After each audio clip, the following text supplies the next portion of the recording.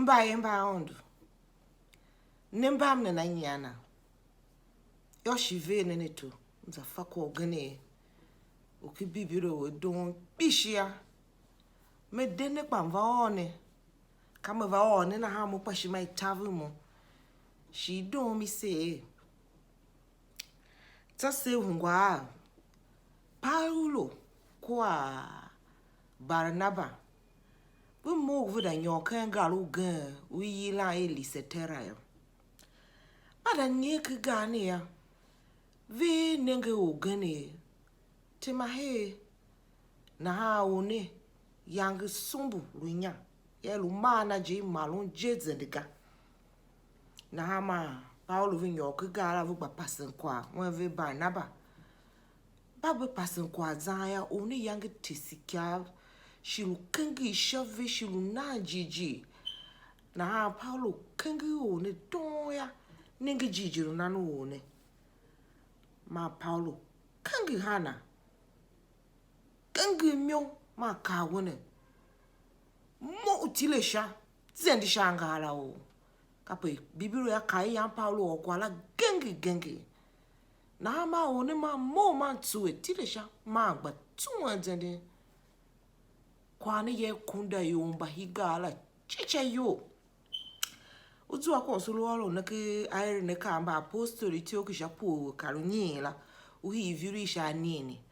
baka virisha pu la uope Paulo yanza chili makana wone amosha atile angahar nae na ha man kwani ya do yomba ma gbagele kuzwave u likaoni alae baondu va sove kwane la Paulo ma Barnaba shimaju vive mba baondu ga uyomba ve o he na yomba hingi ya priesti u luhela baondu ba kiriki ba yave chivila injena ya yomba yu gelinje vi na Paulo kwati yave yila oye won hingi ondu vo yave yila heremela kachu yalo lama yumya ma won vi yunti ka hereme na ha shi Barnaba yave yila oye hingi le ondu vo vi yila seusela na ha priesti u seuse u yangalu higala yila oye priesti u yo seusela hi temple la priesti ne ya dien fele ko no mo bo ha wono no wu on na ba ondu va sove na ha Paulo ma Barnaba vu kwane ya do go tesin shi ma vive shi yo hideji me ya ko kondo be pa vu hande u tesin veni ve mba so no ka ve ka kwa u yenge ma shagba ma mchivulu ondo hayo vega vu bakana ve de ve mba yoli ka veto ve kaga baba uma chedi toyo ba hi galo lisetera na ha kwa ve negi ngwa ve o Yesu Kristu tindi ve va over ko dido ve va over ko myom va over ko ve fa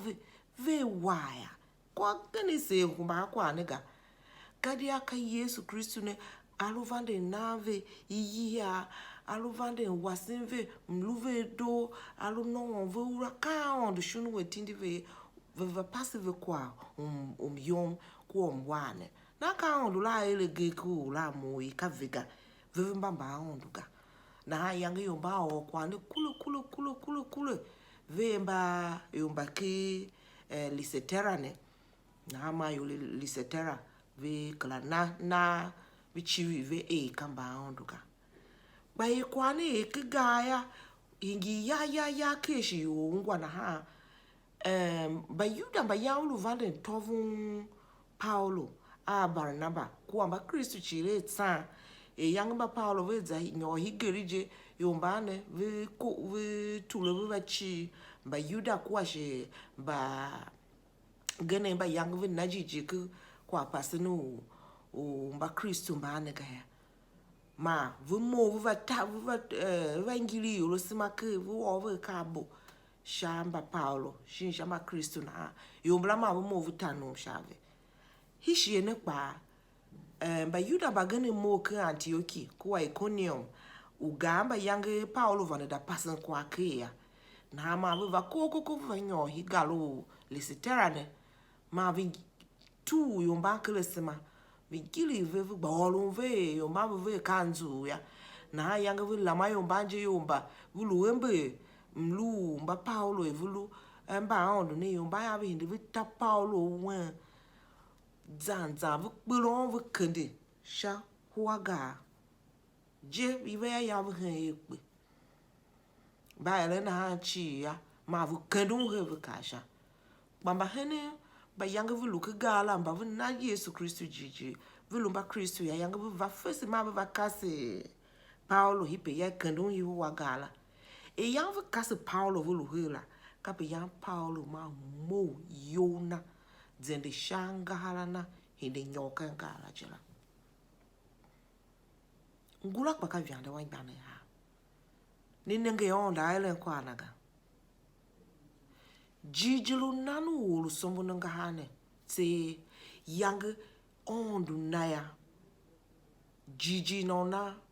yang Paulo lam kenti Yesu Kristu ora yammo zende shangala na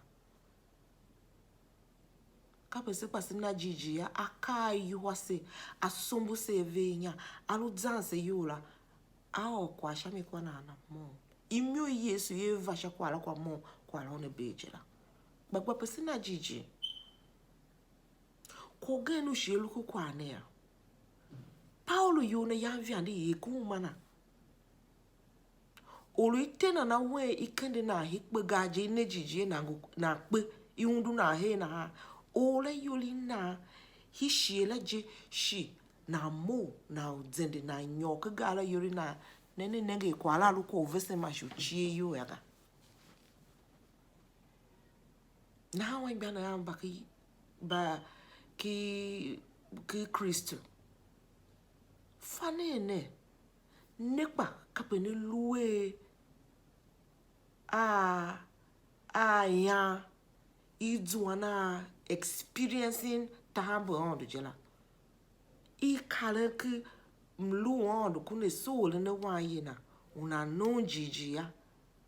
nekpa ne ba ya ni duana mbia vieren la bagba pe woma mosi na Jighjigh Paulo ya na Jighjigh kakwala yeva kasonu ele nim senje ondo yange beon wange mbula beon mnyomba ya olitena na wena hamba kwa abebe na yoje kwa hamba kwa mnyono mla mashi hega ye bon mlu ye he akpela ibon mnyono wene ye ton zanza ni he kpeje kpela na kpela da kande akpegala akala chi yebe mo yo na zende if you shi kwa olu no ya ke mo zende shangala ola kapo won pa shi ya mo zende shangala na jira sekpa yanga wanse kwa kanyi sombuku mawo kanyi luna wecha kanyi inocha e shienu malu jela hachi one ya lo wayiga ike shienu malu la je ya sombu lu hinya ilu jelu vande zendenga na ko sombu welunya we wo kwala ne je woni yo ya atsakpalu gudagala kanti Yesu Kristu yo facho mutende mo shazende shanga halao kapo mo kwamlo ne yo yamjela kanti Yesu Kristu mo mzende shanga hala mluwe na hapa mo kwamlo wayi kapo wo lu wayi jela he shiki ondo ya se lu yo se be yo na ba simba mba yemba ondo ma mba chija ngwolu kwane nemba yemba lunumba yemba kili kipishila fanene ti woni katu nimba mba yemba ondo wokumesha ma tachi alu ni no Jighjigh aka alu zane yo alu hima kanta kwa alu zangu yo alu ko olu emi kama kanta ga alu tumo yo kama kanta shulu hene we ongu waye yo me ufacho zwana agere onduga shi ufacho zwana viere ni onduga shi ko dido ne facho elenwega shi ne facho kalankle we elenga shi elenwe yo baga fawe nia ondo kai ka kulawe vanina iya hita wula vanina mba ondo